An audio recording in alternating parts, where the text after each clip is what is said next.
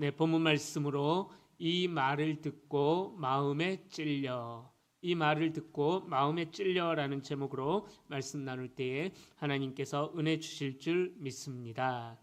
우리 한번 인사하고 말씀을 나누겠습니다. 당신의 존재가 서로 인사하는 거예요. 당신의 존재가 저에게는 감동입니다. 아멘, 아멘. 감동이 되십니까? 네. 감동이 되어서 눈물도 나십니까? 감사합니다.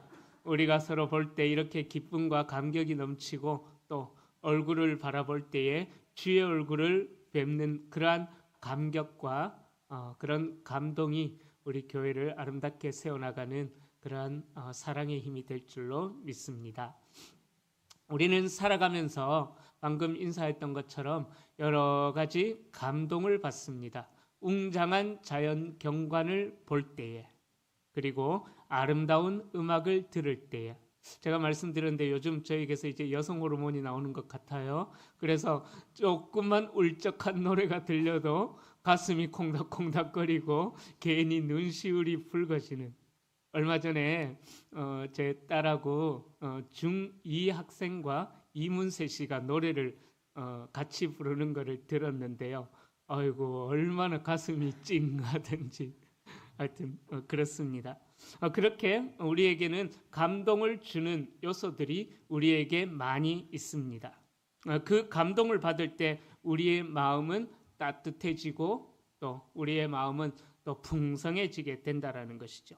그런데 세상이 주는 그런 감동은요, 그냥 잠깐 스쳐 지나가는 감동일 뿐인 것입니다. 이 세상이 주는 감동은요, 우리의 삶의 방향을 근본적으로 바꾸는 능력은 될 수가 없는 것 같습니다. 그런 의미에서 정작 우리는 중요한 감동에는 어찌 보면은 무감각해지고 있는 것이 아닌가 한번 오늘 본문을 통해서 생각해 보고자 합니다. 자, 그것은 바로 오늘 제목이죠. 이 말을 듣고 마음에 찔려. 오늘날 교회 안에는 다양한 프로그램과 감동적인 예배가 있습니다. 이 본문에 나오는 마음이 찔렸다라는 이 말은요, 우리의 삶 속에서 자극을 줄 수 있지만은 마음이 찔리는 그런 감동은 어찌 보면 좀 사라진 그러한 시대가 되어가는 것이 아닐까 생각을 해봅니다. 대형 교회에서 간증하는 성도들의 간증을 들어보면은 어떠한 말씀을 듣고 찔림의 회개보다는 성공 스토리 0.1%의 사람들만이 이룰 수 있는 그런 성공 스토리가 간증으로 많이 나오는 것을 우리는 보게 됩니다. 그러다 보니까는 말씀을 듣고 찔림의 회개에 대한 감동보다는 그냥 말씀을 들을 때에 우리의 마음에 조금 감동이 되면은 그저 좋은 설교였어, 그것으로 끝날 뿐 이 말씀을 통해서 내 삶에 눈물로 무너지고 회개로 돌아서는 일은 그리 많이 일어나는 시대가 된 것 같지는 않습니다. 그런데 오늘 본문에 나오는 초대교회는 달랐다라는 거죠. 그들은 베드로의 설교 한 번을 듣고 마음이 찔림을 받았어요. 그 찔림이 회개로 이어지고 그 회개가 교회를 이루는 요소가 되었다라는 것입니다. 그리고 마음의 찔림을 받은 자들이 교회를 이루었을 때에 그 교회는 세상을 변화시키는 능력이 되었다라는 사실입니다. 그러기에 지금 이 시대에 우리에게 필요한 것은 바로 복음의 찔림, 말씀의 감동, 그래서 그 말씀이 내 삶을 변화시키는 능력의 찔림과 감동이 우리에게 필요한 시대가 되었습니다. 저는 지난 종교개혁주일에 나눴던 요한복음 13장 34절과 35절 말씀에 이어서 오늘과 다음 주까지 2주간 동안 이 말을 듣고 마음에 찔려라는 제목으로 2주간 동안 말씀을 나누려고 합니다. 똑같은 문장이 사도행전에 한 번 더 나와요. 한 번 더 나오는데 같은 문장이지만 그들이 이 말을 듣고, 똑같은 문장이에요. 그들이 이 말을 듣고 마음에 찔려. 똑같은 문장이지만은 결과는 완전히 상반된 결과를 나타내고 있습니다. 어디 있는지는 알려드리지 않을 겁니다. 왜냐하면 다음 주에 기대감을 더 가지시라고. 그러나 오늘 본문과 그리 멀지 않은 곳에 있어요. 그렇기 때문에 여러분들 은혜를 사모하시면은 이제 한번 사도행전을 오늘 말씀부터 한번 쭉 읽어보시면 그리 멀지 않은 곳에 똑같은 문장이 나옵니다. 한번 찾아보시고 미리 묵상해 보시면 좋겠습니다. 어떤 결과가 일어났는가. 자, 오늘은 첫 번째 시간으로 그들이 이 말을 듣고 마음에 찔려의 결과가 어떤 생명의 결과를 맺었는지 살펴보면서 은혜를 나누고자 합니다. 오늘 우리가 주목하고 싶은 단어는요, 단순한 감동이 아니라 찔림, 찔림이라는 이 단어를 좀 묵상하려고 합니다. 헬라어로는 카타니소라는 단어인데요, 이는 꿰뚫다, 날카로운 것으로 찌르다, 골수에 사무치게 찌르다. 이 카타니소라는 단어에 그런 의미가 있습니다. 마치 외과 의사의 수술용 칼이 환부의 깊숙한 곳을 정확하게 도려내는 것처럼 베드로의 설교는 당시 교만한 백성들, 교만한 지도자들의 마음을 꿰뚫고 그들의 죄의 핵심을 직시하게 만드는 그러한 칼과 같았다라는 것입니다. 오순절날 성령의 임재의 역사가 있은 후에 베드로는 가는 곳마다 담대하게 설교했습니다. 목숨의 위협이 있는 그 공회, 사내들인 공회에 잡혀갔었어도 이 베드로는 담대하게 설교를 했습니다. 그의 설교는 그냥 한편의 이야기로 그치지 않았습니다. 그의 설교는 논리 자체를 넘어섰습니다. 베드로가 설교한 내용은 예수 그리스도가 바로 다윗이 예언한 메시아이고 그 메시아를 너희가 십자가에 못 박아 죽였다라는 준엄한 죄인을 향한 선포였던 것입니다. 이 선포 앞에서 수많은 청중은 피할 수 없는 진실과 마주하게 되었다라는 거죠. 그래서 베드로의 설교를 듣고 깨달았던 이 사람들은 우리가 메시아를 죽인 죄인이다 라는 깨달음이 있었는데 이 깨달음이 그들의 마음의 찔림의 실체였다라는 거죠. 그동안 죄를 행하고 있었지만은 죄를 깨닫지 못했던 교만한 마음이 부서지고 자신들의 영적인 상태를 적나라하게 보여주는 사건이 오늘 본문의 사건이었습니다. 이 찔림은 외부의 자극으로 잠깐 흔들리는 감정에서 머무르지를 않았습니다. 이 찔림은 또 단순한 심리적인 동요로 끝나지도 않았습니다. 이 찔림은 말씀드렸던 것처럼 날카로운 칼이 골수를 찔러 쪼개듯이 영혼의 가장 깊은 곳, 또 우리 양심과 죄의 문제를 지적하면서 그 죄의 자리에서 돌이킬 것을 그렇게 하나님의 강력한 역사로 나타났음을 이야기하고 있습니다. 더 나아가서 이들이 받았던 찔림은요, 구원의 문을 여는 열쇠가 되었고 역사상 가장 아름다운 공동체인 교회를 탄생시켰고요. 또 교회를 더 든든하게 세워나가는 초석이 되었다라는 사실입니다. 오늘 이 시간 우리 모두에게 베드로의 설교를 듣던 이들처럼 마음의 찔림을 받아서 변화가 되어지는 은혜가 있기를 간절히 소망합니다. 그리고 그 찔림이 우리의 삶과 우리의 교회를 어떻게 변화시켜 나가는지 깨달을 수 있기를 소망합니다. 자, 첫 번째로 성령의 설교가 가져온 영혼의 각성에 대하여서 말씀합니다. 회개와 결단을 불러왔죠. 자, 마음에 찔린 사람들의 첫 번째 반응, 베드로의 설교를 듣고 찔림을 받은 사람들의 첫 번째 반응은 사도들을 향하여서 이렇게 반응합니다. 형제들아 우리가 어찌할꼬? 형제들아 우리가 어찌할꼬? 라고 물었습니다. 이 짧은 질문 속에는 인간 영혼의 가장 깊은 번뇌와 절규 그리고 구원을 향한 갈망이 응축되어 있는 질문이었습니다. 베드로의 설교는 청중들의 삶의 근본적인 토대를 흔들어 버렸다라는 거예요. 수백 년 동안 이어져 왔던 여호와 신앙, 그들 나름대로 율법을 지키면서 하나님 앞에서 흠없이 살아간다고 믿었던 자기들의 교만, 자기들의 어떠한 자부심들을 완전히 흔들어 놓는 설교가 되었다라는 것입니다. 이들에게 율법은 삶의 기준이었고 구원의 조건이 되었었습니다. 그러나 베드로의 설교는 그 율법을 넘어선 더 큰 죄악, 바로 하나님께서 보내신 아들을 거부하고 죽인 죄를 지적했다라는 거예요. 그런 성도님들, 죄의 본질은요, 단순히 잘못된 행동, 우리의 눈에 보여지는 거짓말, 살인, 폭력 이런 것이 죄의 본질이 아닙니다. 죄의 근본적인 본질은 바로 하나님의 말씀에 불순종하는 것, 그래서 하나님을 거역하고 하나님의 뜻을 무시함으로 일어난 관계의 파괴인 것입니다.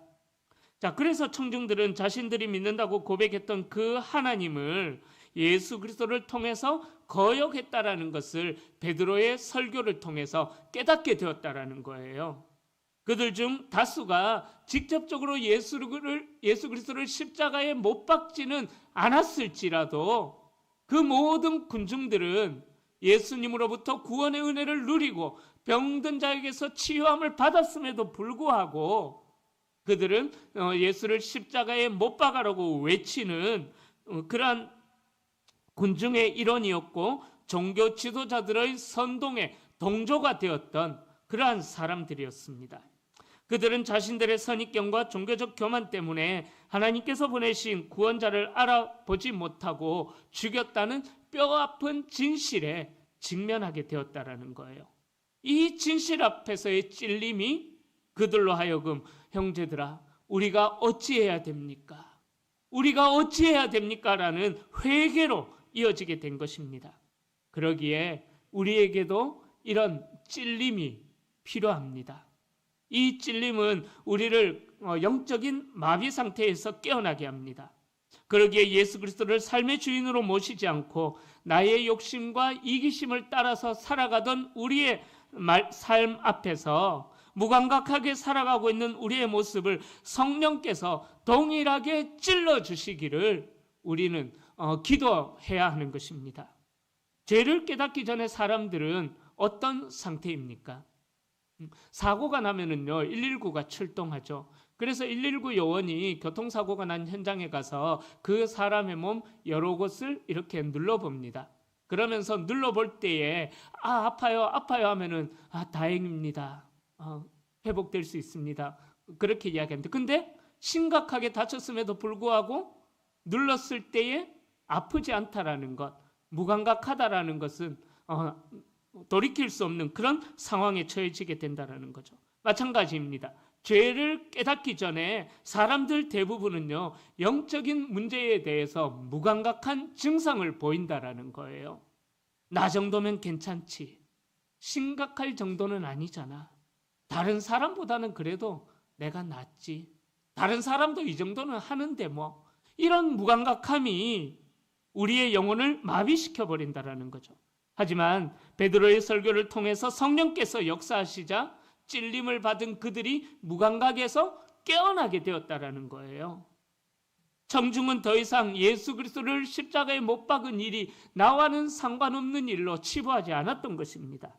죄는 그들 자신의 문제였고 그 죄의 대가는 영원한 형벌이라는 것을 찔림을 통해서 깨닫게 되었습니다. 그렇게 찔림은 무감각을 깨고 죄를 자각하게 하며 구원을 향한 결단으로 이어지게 했다라는 사실입니다. 우리가 어찌할꼬? 말씀을 들은 그들의 반응, 우리가 어찌할꼬? 이 반응은, 또 이 질문은 그냥 궁금증에 의한 질문이 아닌 것입니다. 이제 우리는 파멸을 피하기 위하여서 과연 내가 무엇을 해야 됩니까? 영원한 멸망을 피하기 위하여서 나는 무엇을 해야 됩니까? 라는 살기 위한 절규에 가까운 부르짖음이었던 것입니다. 그들은 죄의 결과가 심판과 영원한 멸망임을 알았기 때문에 자신들의 영혼의 운명 앞에서 필사적인 해결책을 구하며 사도들에게 우리가 어찌해야 할꼬라고, 우리가 어찌해야 합니까? 라고 물어봤던 것이죠. 사랑하는 성도님들, 이 진정한 찔림은 이렇게 우리를 무감각하게 하지 않고 또 나태하게 하지 않고 영혼의 각성을 불러 일으킨다라는 것입니다. 그러기에 오늘날 우리는 말씀 앞에 너무 쉽게 살아가고 말씀 앞에 너무 무감각하게 살아가는 것은 아닌지 생각해 보셔야만 합니다. 말씀 앞에서 마음에 찔림이 없다면은, 무감각하다면은 말씀은 그저 좋은 이야기, 교훈적인 도덕 철학에 불과할 뿐입니다. 자, 우리가 어찌할꼬? 사람들의 이 절박한 질문에 베드로는 망설임 없이 명쾌한 해답을 제시하고 있습니다. 38절인데요. 너희가 회개하여 각각 예수 그리스도의 이름으로 세례를 받고 죄사함을 받으라.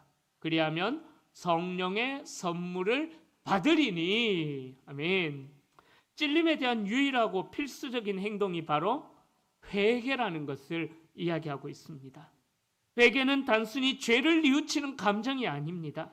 삶의 방향 자체를 완전히 돌이키는 그러한 행위인 것입니다. 하나님으로부터 멀어져 갔던 그 길, 반대 방향으로 가던 발걸음을 멈추고 다시 하나님께로 돌아서는 결단이 바로 회개인 것이죠. 존 스토트는 그리스도의 십자가라는 책에서요, 이렇게 이야기합니다. 죄의 심각성을 깨닫는 것이 곧 십자가의 능력을 깨닫는 시작이다. 죄의 심각성을 깨닫는 것이 곧 십자가의 능력을 깨닫는 시작이다라고 그리스도의 십자가라는 책에서 그렇게 이야기합니다. 무슨 말입니까? 마치 얼음이 단단하게 얼어버리면은 얼수록 더 깨기가 힘든 것처럼 회개는 미루면 미룰수록 죄는 더 강력해지고 우리의 마음은 그 두꺼운 얼음처럼 강팍해진다라는 것을 설명하고 있는 것이죠. 그러기에 말씀을 듣고 또 여러분들 개인적으로 말씀을 묵상하고 또 기도하고 또 어떤 상황을 통해서 여러분들에게 성령께 하나님께서 찔림을 주실 때에 그 즉시 오늘 본문에 나오는 이 사람들처럼 우리가 어찌해야 됩니까? 하나님, 제가 어찌해야 됩니까? 라는 질문으로 반응하고 하나님 앞에 회개해야만 합니다. 1907년 평양 장대현 교회에서 열린 사경회 중에 성령의 강한 역사가 임하자 교인들이 저마다 일어나서 자기에게 숨겨져 있던 아무도 모르는 그 죄악을 회개하기 시작합니다. 큰 죄도 아니에요. 그저 남을 미워한 죄, 또 조금 심각한 죄는 도둑질한 죄, 이런 죄를 포함하여서 너무나 치욕스러웠던 죄를 공개적으로 모든 회중들 앞에 나와가지고 내가 이런 죄를 지었습니다 라고 자백하고 통회하기 시작했습니다. 특히 그 시대 때 존경을 받았던 길선주 장로님이 아간처럼 친구의 유산을 횡령한 죄를 공개적으로 회개합니다. 이 회개가 도화선이 되어서 수많은 사람들이 우리가 어찌할꼬 라고 회개하며 죄를 자복하고 삶의 변화를 결단했습니다. 그 변화가 어떻게 열매를 맺었을까요? 그 변화의 부흥은요, 교회의 도덕성도 회복이 되어지고 교회의 영적인 수준도 높여지고 폭발적인 교회 성장과 선교의 동력이 되었으며 이웃으로부터 칭송을 받는 교회와 성도의 모습이 회복되어졌다라는 사실입니다. 그 당시 우리나라의 한 3%, 4% 정도 되는 기독교인들이 우리나라 전역에서 아주 놀라운 회개의 역사를 일으키는 그런 영향력을 발휘했다라는 것입니다. 사랑하는 성도님들, 오늘날 이 시대에 우리가 수많은 말씀을 들을 수가 있습니다. 너무나 좋은 환경입니다. 그런데 말씀을 들을 때 우리의 마음은 찔림을 받고 있습니까? 이 말씀은 저 사람이 들어야 하는데, 이 말씀은 자가 들어야 하는데, 그래서 어떻게 노래합니까? 주여 주여 내 말 들으사 죄인 오라 하실 때에 자를 부르이소. 우리가 이런다라는 거예요. 그죠? 말씀을 듣고 내가 찔림을 받아야 되는데 나는 찔림을 받지 않고 저 사람이 회개해야 되는데 우리가 그런 생각을 하면서 말씀을 회피하고 있지는 않을까요? 성령께서는 늘 하나님의 말씀을 통해서 우리에게 지금도 찔림을 주시고 있는 줄로 믿습니다. 그 찔림에 대해서 우리가 무엇을 할 거라고는 절박함으로 응답하고 우리의 삶의 태도와 가치관을 하나님께로 돌이키는 진정한 회개와 결단이 있기를 축복합니다. 자, 두 번째로 회개가 낳은 구원의 은혜, 주께서 더하시니라. 이 은혜에 대하여서 말씀합니다.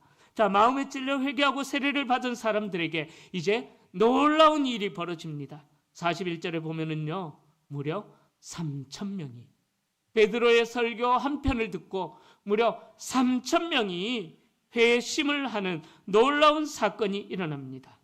이 사람들은 단순한 군중이 아닙니다. 하나님의 말씀에 반응하여서 영적으로 거듭난 새로운 생명들이었습니다. 3,000명이 회심했던 이 사건은 그냥 이례적인 사건이 아니었습니다. 41절에 보면은 그 말을 받은 사람들은 단순한 청중이 아니라 베드로의 말씀과 그리스도의 약속을 믿음으로 수용한 회개의 자리에 나아간 그 사람들을 의미합니다. 그래서 이들은 기꺼이 자신들의 부끄러웠던 과거를 청산하고 새로운 삶을 살기 위하여서 공적인 절차인 세례를 선택하게 되었다라는 거죠. 그러니까 이 3,000명은 즉각적으로 그리스도를 믿는 신도가 되었음을 본문에서 이야기합니다. 중요한 것은 3,000명의 숫자가 회개했다는 것도 중요하지만 그러나 그보다 더 중요한 것은 이들이 신도가 되었다라는 것, 이들이 성도가 되었다라는 것입니다. 본문에 나오는 신도라는 단어는요, 단순히 교회 다니는 사람을 이야기하는 거 아닙니다. 바로 헌신된 자들이다라는 그런 의미가 있습니다. 예수 그리스도를 구주로 고백하고 그분의 가르침을 따르기로 고백한 헌신한 제자들인 것입니다. 이들이 그리스도를 따르는 제자가 되어서 그 제자 공동체에 합류했다라는 것을 설명하고 있는 것입니다. 찔림이 회개로 이어지고 회개가 제자됨의 과정으로 이어지게 되었다라는 거예요. 이 3,000명이 동시에 제자가 되는 놀라운 사건이 일어나게 된 것입니다. 47절에서도 동일한 표현이 나오죠. 47절은 교회 성장의 주체가 누구인지 분명하고 확실하게 선언합니다. 주께서 구원받는 사람을 날마다 더하게 하시니라. 교회 성장은요, 어떤 외형적인 요소로 일어나는 것이 아니라는 것을 47절에서 분명하게 말씀합니다. 좋은 프로그램도 필요합니다. 좋은 어떠한 시스템도 필요하고 건물도 필요합니다. 부인할 수는 없습니다. 그러나 본질적으로 교회의 성장과 부흥은 주께서 역사하시는 거예요. 어떤 자들을 통해서요?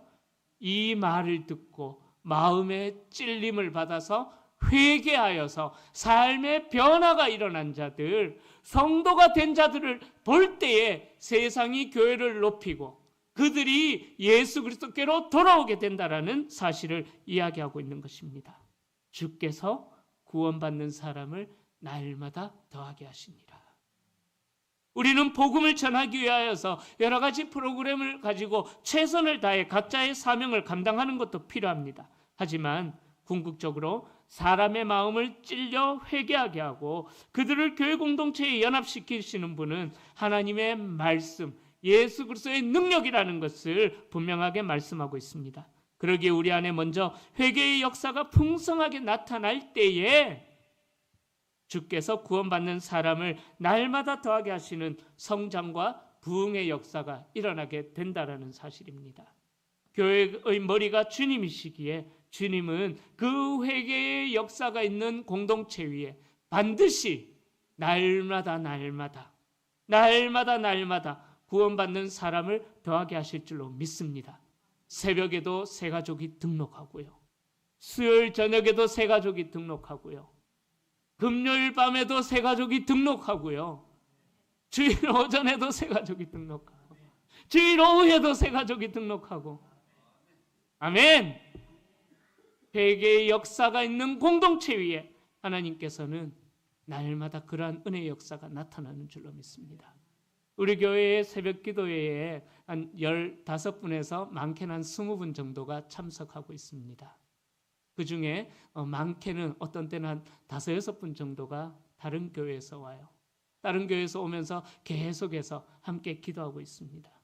바로 말씀이 살아있는 곳에 하나님의 이런 능력과 역사가 나타나게 된다는 거죠. 자, 그들이 이제 더해져서 주께서 더하시니까 새로운 공동체, 곧 교회가 형성이 되어진 것입니다. 이전에는 제자 공동체였지만 이제는 구원받는 사람들이 기존의 제자 공동체에 연합이 되어져서 하나를 이루게 되어졌다는 거죠. 이들이 자연스럽게 다른 믿음의 사람들과 연결이 되어지면서 역사상 가장 아름다운 공동체, 교회가 탄생이 되어졌다는 사실입니다. 이것이 교회의 기원이 된 것입니다. 자, 세 번째로 본문에서 이제 변화된 삶이 만든 아름다운 교회, 서로 교제하는 교회에 대하여서 말씀하고 있습니다. 자, 교회가 된 그들은 서로 교제하고 섬기고 사랑을 실천하며 성장해가는 표적이 나타났다라는 것을 42절부터 말씀합니다. 우리의 신앙생활은 단순히 개인적인 만족이나 또 개인적인 안녕에 머물러서는 안 됩니다. 마음에 찔린 사람은 주님과 연결이 되어지고요. 그리고 더 나아가서 성도와 성도 간에 연결이 되어져야 한다는 것을 본문에서 말씀하고 있습니다. 왜냐하면 교회는 그리스도의 은혜를 받는 공급의 통로임과 동시에 성도들이 서로 사랑과 교제를 나누면서 성화를 이루어가는 장소이기 때문입니다. 이 교회 안에는 정말 내 맘 같은 사람만 모여 있는 것이 아니죠. 내 맘 같은 사람만 있다면 얼마나 좋겠습니까? 그러나 내 맘 같은 사람만 모여 있을 때는 우리는 무감각해져 버리게 됩니다. 내 마음 같지 않은 사람이 나를 자극하면서 나의 분노를 자극하기도 하고 나의 절제하지 못함을 자극하기도 하면서 우리는 이러한 성도의 교제를 통해서 성화의 과정을 이루어 간다라는 사실입니다. 그것이 바로 주님과 연결이 되어지고 성도와 성도 간에 연결이 되어진다라는 의미인 것입니다. 혼자만의 신앙생활은 성경적이지 않습니다. 마음의 찔림은 나라는 이기적인 존재에서 우리라는 공동체로 변화시켜가는 그러한 은혜가 있기 때문인 것입니다. 마음에 찔려 회개한 3,000명이 어떤 삶을 살았습니까? 모두가 다 잘 아시는 삶이지 않습니까? 그들의 삶은 곧바로 변화가 되었습니다. 내적인 찔림과 회개는 외적인 삶의 변화로 나타나게 되었습니다. 초대교회는 이 변화된 삶을 통해서 세상의 소금과 또 빛을 비추는 모델이 되었던 것입니다. 42절은 초대교회 공동체를 지탱한 4가지의 핵심적인 요소를 말씀하고 있습니다. 이 4가지는 마음에 찔려 구원받은 신자들이 힘쓴 활동이며 오늘 이 시대의 교회가 지향해야 할 목적이 되는 청사진인 것입니다. 먼저 사도의 가르침을 받아라고 말씀합니다. 신앙의 기초가 바로 흔들리지 않는 하나님의 말씀이 신앙의 기초가 되어야 된다는 사실이죠. 이들은 말씀을 통해서 신앙의 본질을 배우고 예수 그리스도의 가르침과 사도들의 증언을 깊이 있게 묵상하는 데 전념했었던 것입니다. 말씀이 없으면은 교회는 그저 인간적인 교제를 나누는 동호회에 불과한 것입니다. 자, 그리고 이들은 서로 교제했다라고 42절에 말씀합니다. 교제, 제가 2주간 동안이나 말씀드렸습니다. 코이노니아, 지난주에도 말씀드렸고 지지난주에도 또 말씀드렸는데, 자, 이 교제는 단순한 침묵을 넘어선 삶과 영적인 은혜를 깊이 있게 나누는 교제를 의미합니다. 바로 예수 그리스도 안에서 깊은 연합이 된 것을 이 교제라는 단어의 의미인 것입니다. 서로의 기쁨과 슬픔을 공유하고 성령 안에서 하나됨의 기쁨을 누리는 이 교제가 있어야 된다는 거죠. 그리고 세 번째로 떡을 떼며 성찬을 말하는데요. 바로 성찬, 우리가 11월 16일 날 할 것입니다. 이는 그리스도의 희생을 기념하는 성찬식에 참여하는 것이죠. 실제적인 식사를 나누는 애찬을 통해서 그리스도 안에서 서로가 서로를 받아들이는, 인간적인 기준으로 볼 때는 받아들일 수 없지만 내가 예수님처럼 희생함으로 인해서 서로가 서로를 받아들이는 한 가족이다라는 것을 확인하는 행위가 떡을 떼는 성찬의 행위였습니다. 그리고 마지막으로 오로지 기도하기를 힘쓰니라. 그들은 기도에 전념했습니다. 기도는 공동체가 능력 있는 삶을 살아갈 수 있도록 공급하는 영적인 호흡이 되었다라는 거예요. 자, 그리고 이들의 가장 놀라운 변화는 도저히 저도 이해가 되어지지 않는 물질에 대한 변화였습니다. 43절 말씀인데요. 우리 함께 읽어보겠습니다. 믿는 사람이 다 함께 있어 모든 물건을 서로 통용하고 또 재산과 소유를 팔아 각 사람의 필요를 따라 나눠주며, 자, 이렇게 말씀하고 있습니다. 자, 마음에 찔려 회개한 사람은 더 이상 자신만을 위해서 살아가지를 않았다라는 거예요. 십자가의 사랑 앞에서 이기적인 마음이 깨어져 버렸습니다. 그들은 물질을 내 것이라, 자신의 것임에도 불구하고 내 것이라고 생각했던 것이 아니라 내게 주어진 모든 물질은 하나님의 것이라고 인식을 했었던 것입니다. 이것이 바로 이 말을 듣고 마음의 찔림을 받은 성령의 역사로 이러한 일들이 일어나게 되었다라는 것입니다. 나만을 위해서 살던 그 삶이 이제 자신의 것을 팔아서 어려운 형제 자매의 필요를 채워주는 나눔의 삶으로 열매를 맺게 되었다라는 거죠. 이 급진적인 나눔은 마음의 찔림을 통해서 인간의 근본적인 죄악, 바로 탐욕이 무너졌다라는 것을 증거하고 있는 사실입니다. 초대교회의 이런 내적 변화와 외적 실천은 교회를 세상 속에서 아주 돋보이게 만드는 위대한 요소가 되었던 것입니다. 이러한 삶의 진정성이 바로 세상 사람들에게 감동을 주었고요. 그들은 교회에 대해 긍정적인 평가, 오늘 본문에 나오는 것처럼 세상이 교회를 칭송하게 하는 그런 결과를 낳게 되었다라는 것입니다. 제가 예전에 웹서핑, 인터넷 서핑을 하다가 인천 지역에서 한 뉴스를 봤었는데 깜짝 놀랐습니다. 제가 그 교회 이름은 정확하게 오래돼서 찾아봤는데 기억이 안 나서 교회 이름은 기억이 안 나는데요. 교회가 아주 코로나 시대 때 아주 위기에 처해 있었다고 합니다. 그죠? 코로나 시대 때 아주 위기에 처해 있었을 때에 그 교회를 회복시켰고 그 교회를 살린 사람들이 누구였냐 하면은 그 동네 사람이었대요. 그 동네 사람들이 무너져가는 그 연약한 교회에 물질을 갖다 주면서 이 교회는 우리 동네에서 없어지면 안 돼. 이 교회는 동네는 없어지더라도 이 교회는 살아있어야 돼. 얼마나 아름다운 역사입니까? 사랑하는 성도님들, 우리 대구 성도교회가 세상으로부터 이런 칭송을 받기를 소망합니다. 모든 교회가 지탄을 받는 이 현실 속에서 저는 우리 교회뿐만 아니라 이 한국 땅에 있는 모든 교회가 그 인천에 있는 한 교회처럼 이 교회는 이 동네에서 없어지면 안 되라고, 그래서 세상 사람들이 어려운 교회를 도와주고 다시 교회를 세워주는 그런 역사가 있는 우리 교회가 될 수 있기를 소망합니다. 이제 말씀을 정리합니다. 우리는 오늘날 이 찔림을 잃어버리며 살아가고 있지는 않습니까? 예배 드릴 때에 고상하게 앉아 있어서 감동은 받지만 죄를 깨닫고 나의 내면이 산산조각나는 고통스러운 찔림은 피하고 싶어 하지는 않으십니까? 마음의 찔림이 없이는 무엇을 할 거라는 절박한 질문이 나올 수가 없습니다. 무엇을 할 거라는 질문이 없이는 회개가 일어날 수 없습니다. 그리고 회개 없이는 구원과 연합이 이루어질 수가 없습니다. 구원과 연합이 없이는 사랑의 나눔이 넘치는 아름다운 공동체가 형성되는 것은 불가능합니다.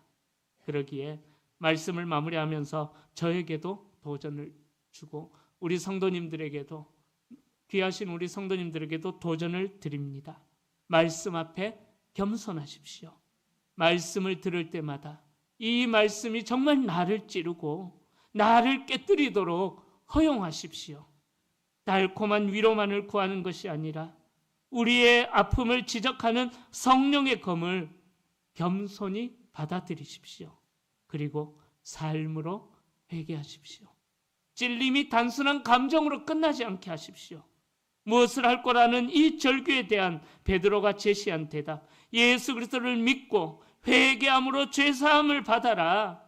이 말씀을 여러분들의 삶 속에서 실행하시기를 바랍니다. 그렇게 회개한 성도들이 가득할 때에 우리 교회는 진정한 영적인 부흥이 일어나고 주께서 구원받는 사람을 새벽마다 날마다 모든 예배 때마다 더하게 하시는 줄로 믿습니다. 그래서 이 기쁨을 날마다 누리는 우리 복된 교회 공동체가 될 수 있기를 예수님의 이름으로 간절히 축원합니다.